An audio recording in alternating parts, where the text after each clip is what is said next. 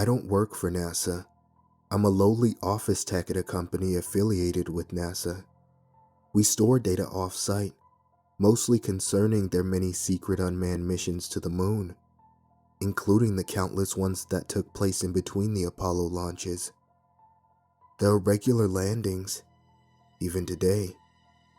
As you can imagine, we're not on the books. Still, we are a necessary facet of the Space Administration's delicate infrastructure. Now that you're up to speed with where I work, I can tell you about the room. Room 371 to be precise. The overseer's office. It always had an air of mystery about it. I, and other staff members, had been inside before, tasked with leaving behind flash drives filled with sensitive information for the overseer to upload to our database. You see, the sole computer in that room is an offline archive, containing almost every one of NASA's dirty little secrets. Stuff that we can't risk getting out in the event of a data breach. If anyone were to hack our online mainframe, they would only find decoy files, outlining pieces of data that have already been in the public's eye. Most of the information I dealt with amounted to mundane statistical analysis. The real interesting, controversial stuff was sent directly to the overseer, bypassing the prying eyes of entry-level employment. That brings us to yesterday. It was a normal drop-off assignment. Bring the flash drive to room 371, leave it on the desk, and shut the door on your way out. I had done it countless times before. This time, however, was a little different. After placing the drive on the desk, I noticed a faint glow on the wall behind it. The computer was on. This was strange. It was always shut down by the overseer after a data dump. The only times I had ever seen it turned on were the days he was in there, still working on it. I admit, my curiosity got the better of me. With a slight spike in adrenaline, I walked around the desk and sat at the chair, ready to take back at least one mystery to the hive mind on the main floor. The convenience in this moment cannot be understated. I later discovered that the overseer was sick and had rushed to the bathroom, where he remained for at least 40 minutes. Not only was the computer on, but it was unlocked. Even our personal workstations required a series of passwords that changed daily. Passwords we had to spend the first 10 minutes of any given workday decrypting. This was the one and only chance I had to placate my curiosity and dig for the buried treasures of NASA. I knew there just had to be something in the confines of our database that would elicit a gasp or a mouth drop. Something I would remember for the rest of my years. In settling in at the desk, my heart pounding at the thought of the overseer's return, I noticed the computer was calibrated, just like the rest of our PCs. Because of this, I knew just what folders to open and what digital stones to turn on my hunt for secrets. Most files were your run-of-the-mill storage vessels, data pertaining to the boring truths of the trade, statistics and physics predictions. After a few minutes of searching, I almost called it quits. But one document caught my eye. It was titled Project Burial at Sea. This was what I wanted. A classified NASA project, never before released to the public. In this moment, secrets were revealed to me, ones I soon wished I had never unearthed. As is common with these types of documents, the jargon was very straightforward and low on description. As such, I had pieced together bits of information to form a clear picture of the proposal and subsequent missions that apparently started at the turn of our current century. What I discovered did indeed elicit a gasp. It also made my skin crawl. Project Burial at Sea was, ironically enough, a fail-safe against information leaks. It implemented the pre-existing infrastructure of NASA's unmanned missions to dispose of cracks in the system. That is, individuals likely to come clean about privileged information. Yes, you heard right. Individuals. NASA was killing off would-be whistleblowers to protect their assets. The initial proposal called for sending the bodies into deep space, but too many unknown variables prevented themselves.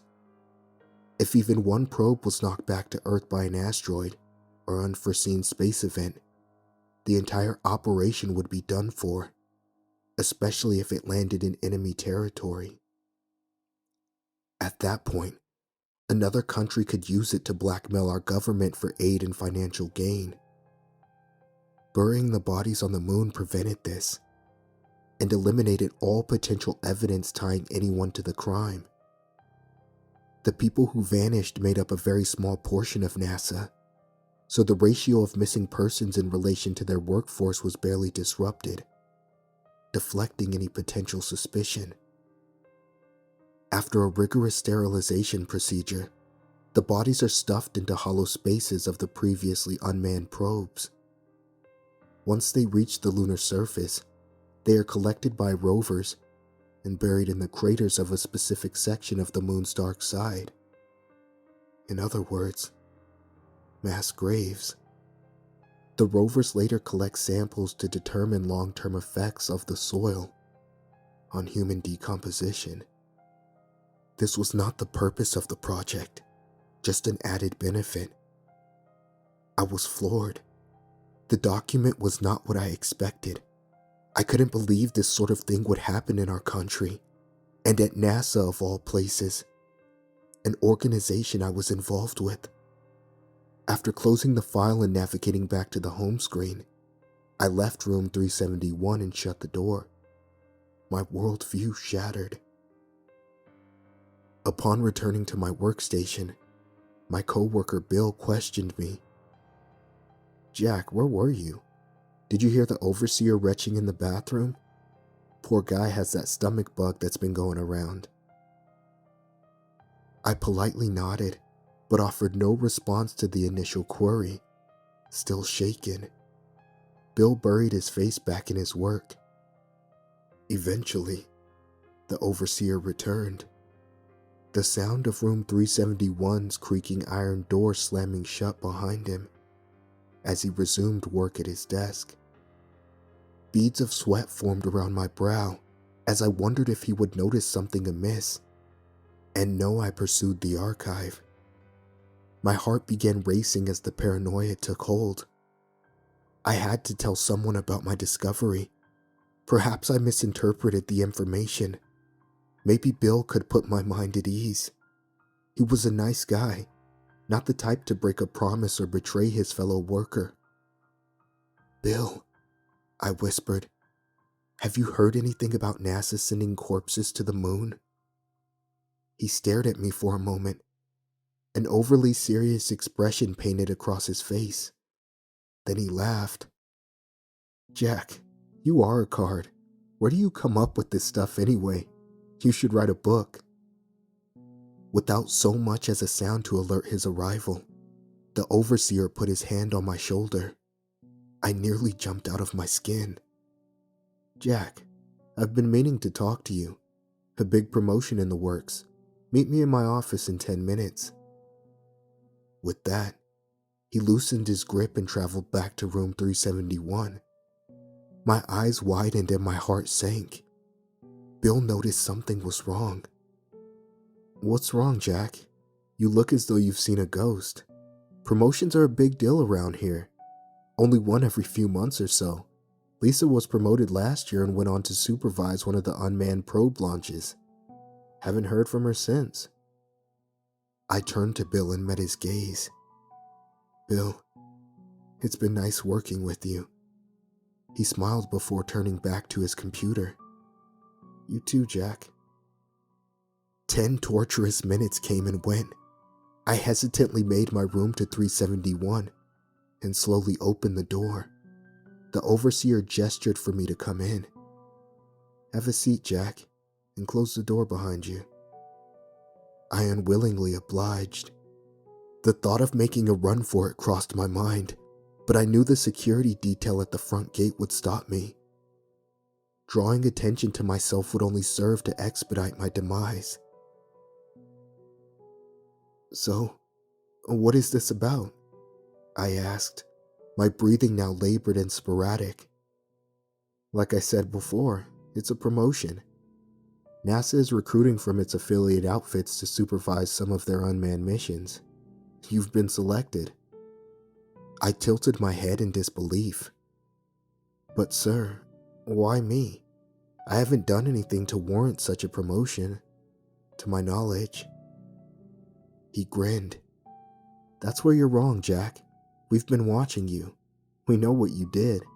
You can't deny it any longer."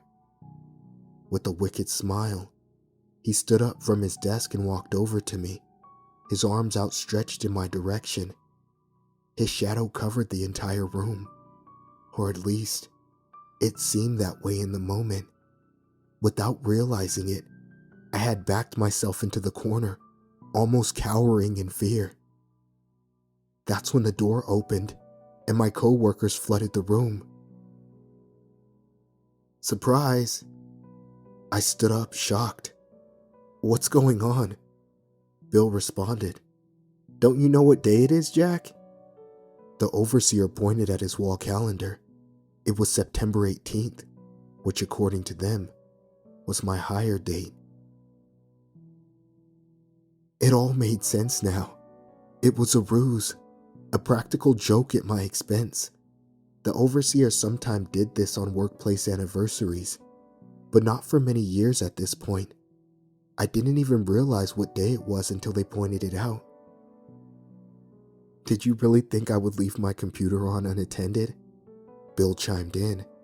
"Bodies can't even decompose on the moon, Jack. There's no air." They both let out hearty laughs. I laughed too, completely relieved. The rest of the afternoon was nice. After all was said and done, we returned to work, invigorated by the positive surge of energy and morale. After finishing my leftover tasks, I left with a smile on my face, happy to be Earthside, alive and well. This mood would follow me the whole way home, but it wasn't alone. When I parked in my driveway, someone pulled in behind me. The overseer stepped out of the car and greeted me with a friendly wave. "Jack, can we talk?" House calls were unorthodox in our line of work, but not unheard of. "Of course, Coulter. Please come in." He followed me inside and joined me in the living room.